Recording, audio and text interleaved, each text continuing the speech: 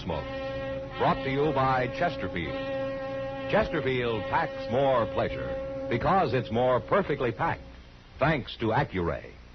They satisfy the most. Around Dodge City and in the territory on West, there's just one way to handle the killers and the spoilers, and that's with a U.S. Marshal and the smell of gun smoke.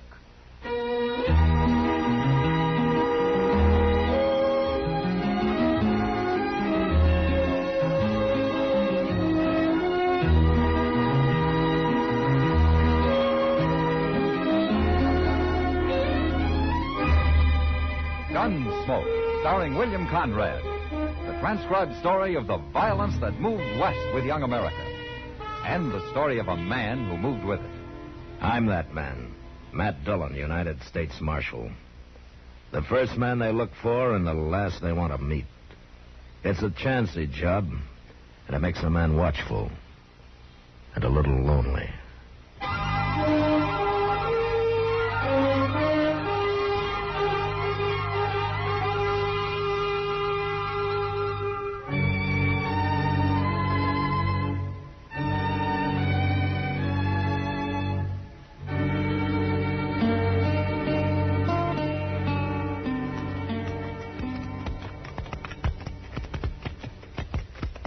You know that man, Shelby?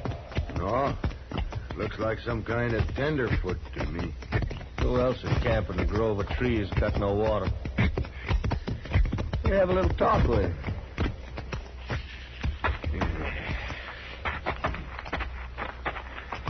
He looks scared, Kringle.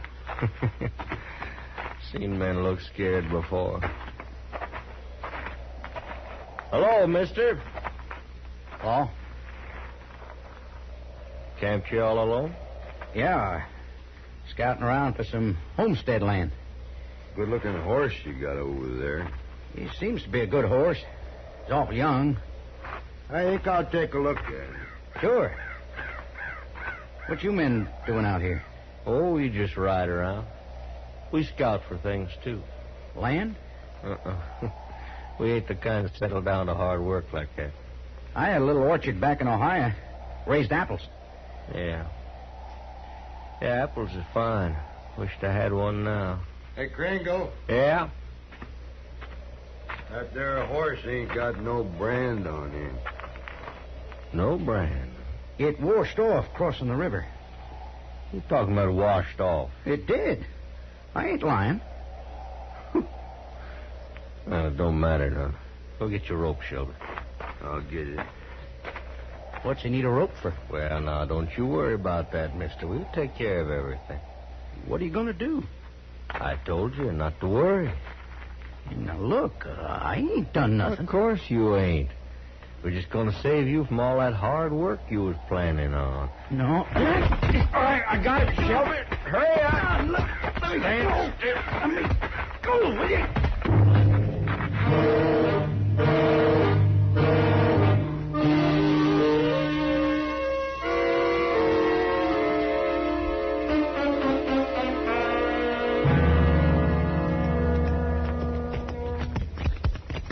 Maybe there's water in this grove, Mr. Dillon. Well, if there is, somebody's dug a well, Chester.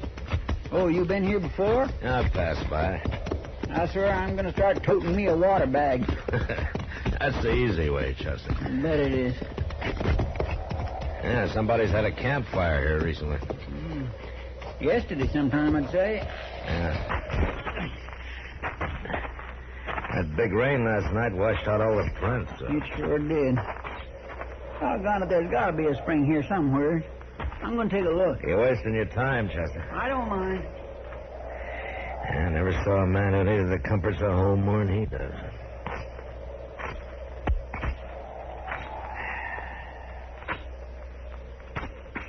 Mr. Dillon!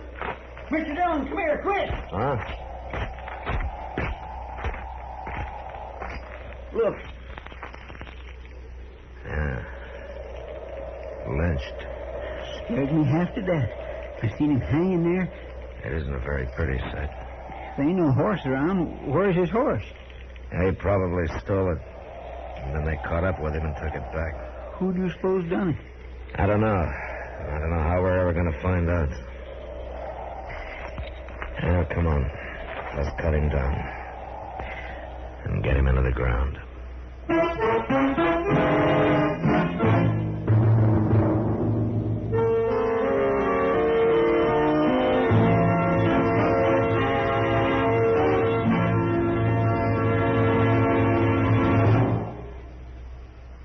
Introducing one of the country's best-known jazz musicians and arrangers, Mr. Bobby Haggart. How about whistling along with him?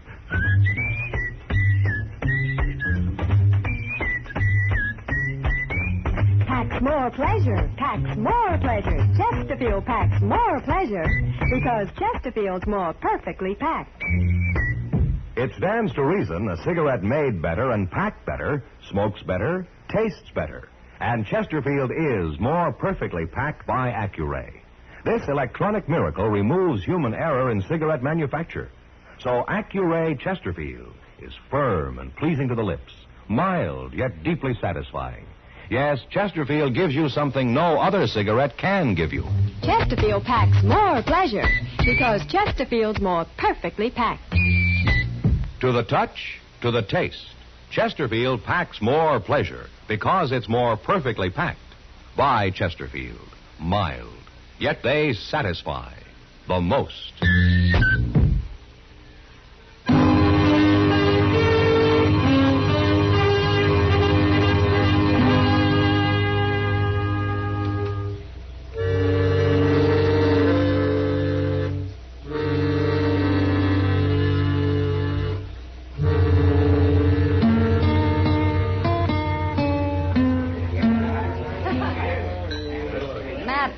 What I'd do if I rode into a grove of trees and found a man hanging there? Well, I hope it never happens, Kitty. How can men do such things? It's easy. For some men. I hope you catch him. I'd like to, Kitty. Who was he, Matt? We found an envelope on him. Yeah? His name was Hank Blennis. Must have been a newcomer. I never heard of him. Well, he wasn't wanted by the law that I know of. But I guess he was a horse thief, all right. Well, they wouldn't have lynched him otherwise, would they? No. Then why don't you find out who's had a horse stolen recently? Well, they wouldn't likely be talking about it now, Kitty. Well, things could be worse, Matt. Oh, what do you mean? Suppose there wasn't any law at all. Then people wouldn't even have to hide what they do. Now at least they know they're doing wrong. Well, that doesn't seem to stop them much. Marshal Dillon? Yeah. My name's Charlie Drain, Marshal. Oh? I run cattle up north on the Republican River. Happened to be in Dodge on business, and I heard about that lynching yesterday. You know something about it, Drain? I know I don't like it. My own pa was lynched, Marshal. A mob strung him up by mistake.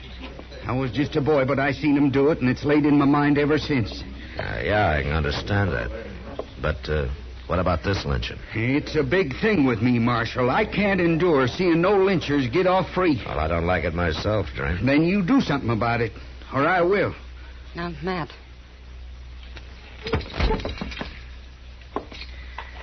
Maybe you better tell me what you got in mind, Drain. A fella named Gil Mather. Got a little ranch over on Dove Creek. I've heard round about that he's had a horse or two stole recently, and I've heard that he's talked to hanging whoever stole him. Now, it looks to me like he went and done it, Marshal. I know Gil Mather. Well, then maybe you better go bring him in. Or you will, huh? I'll see him dead. I told you how I feel about things. I ain't fooling, Marshal. Drain, I got some advice for you. Is that so? Why don't you take a walk around Dodge and talk to some people, huh? You ask them what I'm like when somebody tries to crowd me. Then you go sit down somewhere and think about it. You think about it real hard.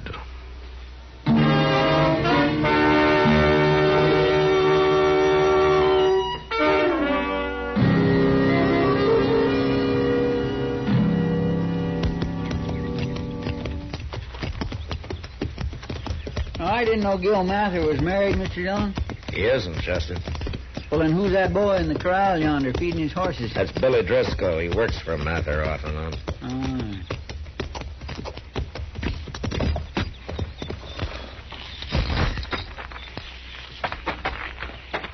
You think Mather will fight? I'm not arresting him, Chester. I got no evidence says he did it. Well, what if he admits it? And it's not often a man admits to a crime, Chester. Guess not. Hello there, Marshal. Chester. Oh? How are you, Mather? Oh, fair to middling, Marshal. What brings you out here? I was told that you've lost some horses. I didn't lose them, Marshal. They were stole. 3 of them now. Any idea who's been doing it? If I knew, there'd be a man hanging from a limb somewhere. There was one, Mather.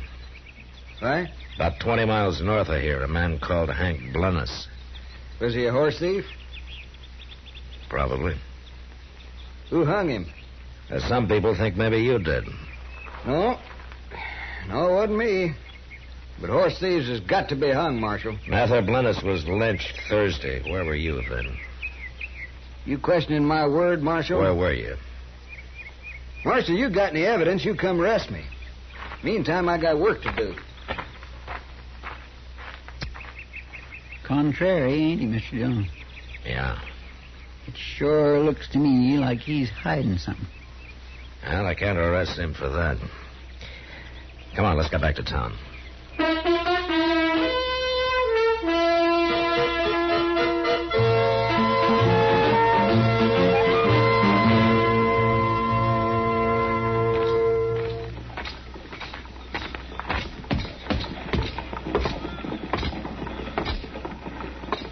Doc?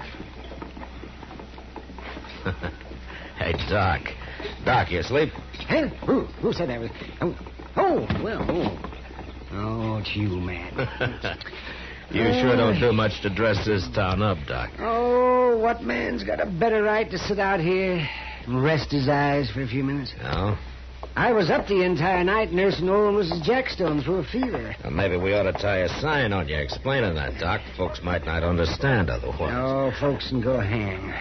I'm here if anybody needs me. Well, a man would have to be mighty sick to need a doctor who looks like he's sleeping off a drunk. Don't harp at me, Matt Dillon. From what I hear, you're not exactly distinguishing yourself at your own trade.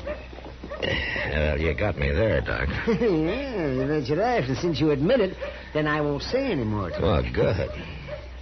Even though it does kind of look bad when people can go around stringing up anybody they please, and with no interference from the law. Yeah, well, thanks for not saying any more about it, Doc. Oh, I'm not one to twist the knife. Now, you know that. Oh, sure. Marshal Dillon, I want to talk to you. What's the trouble now, Drain? I'm tired waiting, Marshal. Something's got to be done. Drain, why don't you go back up to your ranch and leave all this to me, huh? 'Cause you ain't doing nothing, that's why. You see them 2 men over there, Marshal? What? Them 2 standing over there. Who are they? One is Kringle and one is Jack Shelby. And they feel as strong as I do about all this. All right, Drain. You don't have to go back to your ranch. I don't care where you go, but you get out of Dodge and you take your friends there with you. If I see any one of you around after sundown, I'll throw you in jail.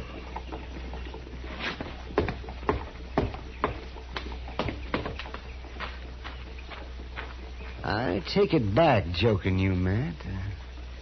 You are kind of up against it. You know, Doc, I just thought of something. Eh? What?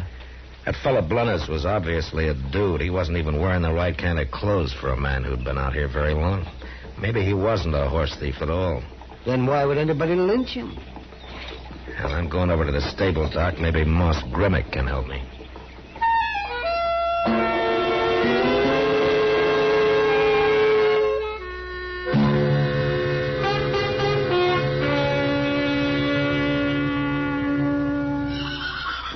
The fellow, Marshal, that's him. That's what he looked like. What kind of a horse was it, Moss? A little 3-year-old bay. Real young, but plumb gentle.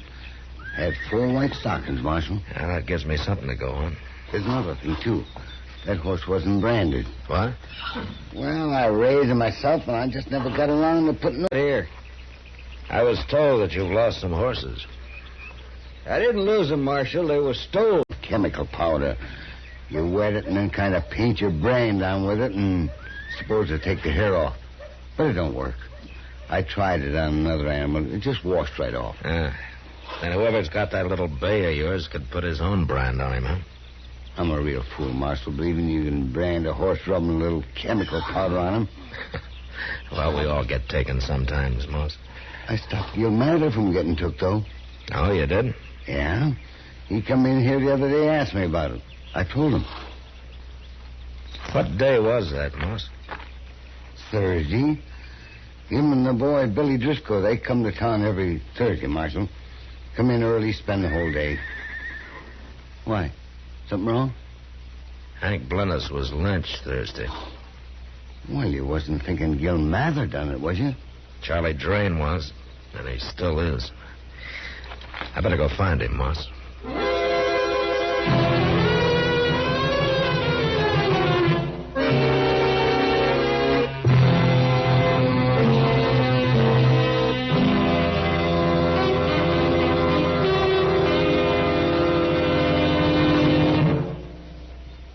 Say, where are you listening to Gunsmoke? In your car? Getting ready for dinner? Oh, I see. Just relaxing in your favorite easy chair. Well, I'd say you're in a good spot right now to really enjoy a Chesterfield. You see, Chesterfield packs more pleasure because it's more perfectly packed. It stands to reason. A cigarette made better and packed better smokes better, tastes better. And Chesterfield is more perfectly packed by Accuray.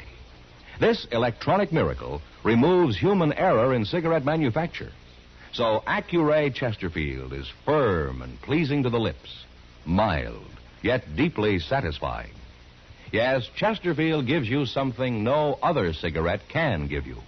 Chesterfield packs more pleasure because Chesterfield's more perfectly packed. To the touch, to the taste. Chesterfield packs more pleasure because it's more perfectly packed. Buy Chesterfield.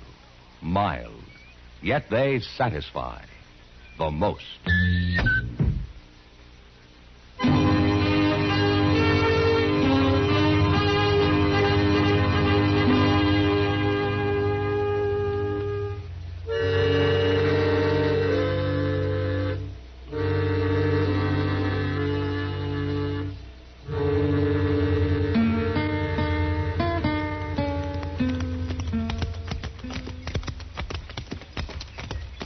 See nobody around at all, Mr. Dillon. Maybe they're in the house, Chester.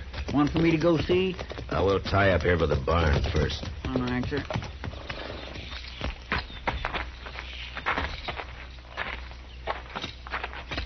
Could be Mather and the boys eating their dinner, Mr. Dillon. At least you hope so, huh? Well, any man gets a little hungry now and then. Wait a minute, Chester.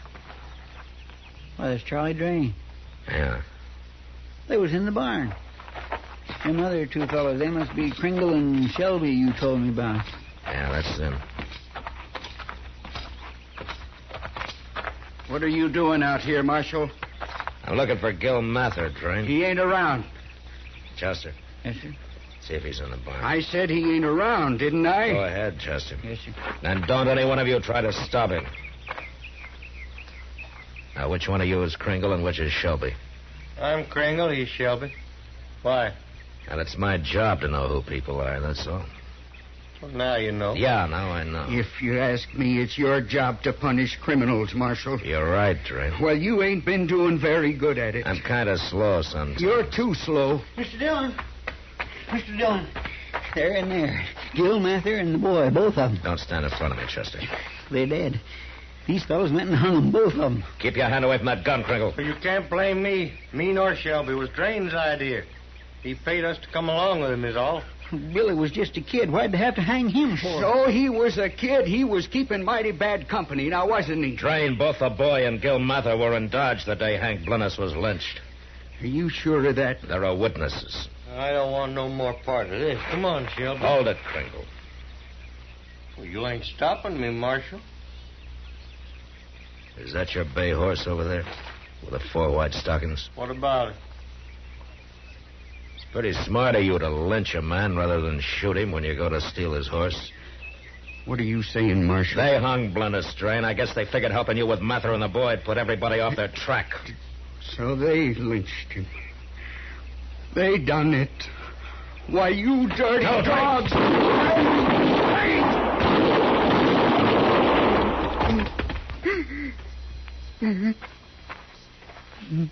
Why, he killed him. He killed both of them. Sure, I killed them. They had it coming now, didn't they? Give me that gun, Train. I said give it. Lynchers. All the time there was nothing but a couple of dirty lynchers. He's crazy, Mr. I hate them. What do you think you just did in the barn there, Train? I made a mistake. I can't help that. I only wish I could have hung these two. They deserved it. Just like them fellas that lynched my pa. I ain't never seen a man so mixed up. I hate lynching. Sometimes a man can hate too much, Train. Sometimes it can twist him till he gets where he doesn't really belong. I don't know what you mean. Hell, it doesn't matter now. Not anymore.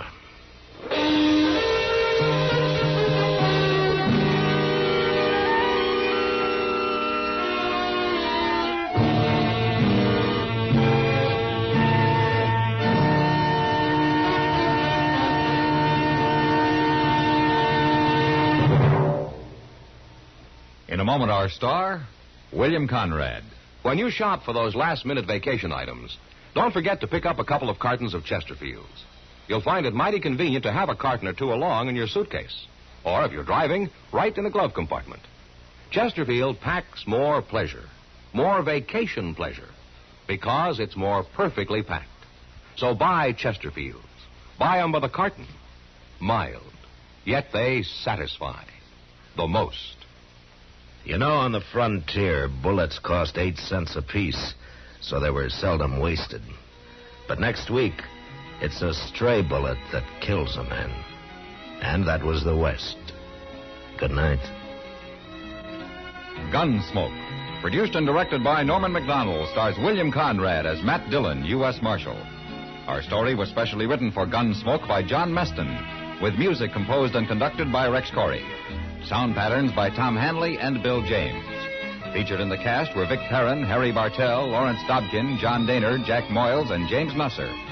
Parley Baer is Chester, Howard McNear is Doc, and Georgia Ellis is Kitty.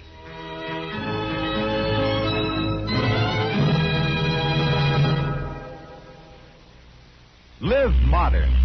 Smoke L&M. Live modern. Change to L&M. Yes, have an L&M. No other cigarette you can buy, plain or filter, gives you the full, exciting flavor you get through the pure white L&M Miracle Tip. Through the modern Miracle Tip, L&M tastes richer, smokes cleaner, draws easier. So light up, free up, let your taste come alive. Live modern. Smoke L&M. Join us again next week for another specially transcribed story on Gunsmoke.